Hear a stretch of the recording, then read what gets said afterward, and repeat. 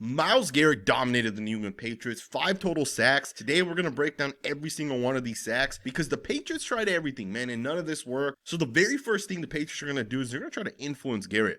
They're going to release this tight end towards the outside, essentially get him over the top of Garrett, get an outside release for the tight end. And what that does is that's going to force number 95 to the inside. It's not going to allow him to speed rush the left tackle. Essentially, you're going to allow Will Campbell to hit the landmark and get into a good spot. And obviously that ends up not working because right after Myles Garrett gets past the tight end, he just does a phenomenal job with the cross chop. You get the little hezzy move in there as well. Outside arm ends up hitting the inside arm of Campbell. Phenomenal job, man. And don't overlook how fast Myles Garrett is. Look at this. He's going to fake an inside move right there. Really, really good job being able to close that distance. Gets the quarterback. This one loses 10 yards on 3rd and 8. On the very next one, the offensive line is going to end up sliding to the left. So, you get a 3-on-2 situation, but Garrett does a phenomenal job just going right through the left guard. He's the first guy to go on this defensive line game. And just look at the power and quickness, the speed.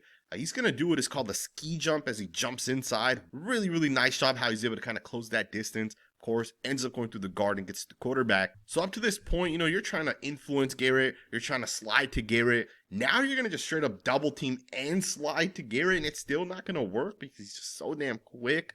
On this one here, man, Henry is going to full on engage Myles Garrett. Full on chip and the slides to the left. But of course, just too fast, and Will Campbell has no shot on this one. And I like Will Campbell. I think he's a pretty good offensive lineman. But, he just has no shot because Garrett's too damn fast. Look at the hezzy move right here. Look at the fake head movement, right, left, ends up just beating Campbell to the inside, dips, gets past him, forces the fumble on this one, and then, of course, that was the third one. And, of course, if chips aren't working, double teams aren't working, slides aren't working, how about we try a naked bootleg where Myles Garrett's essentially the naked guy? That's not going to work either. He's too damn fast. Brings down Drake May for his 4th sack of the day. And then the final sack he's going to end up getting is going to be just straight power going right through that right tackle.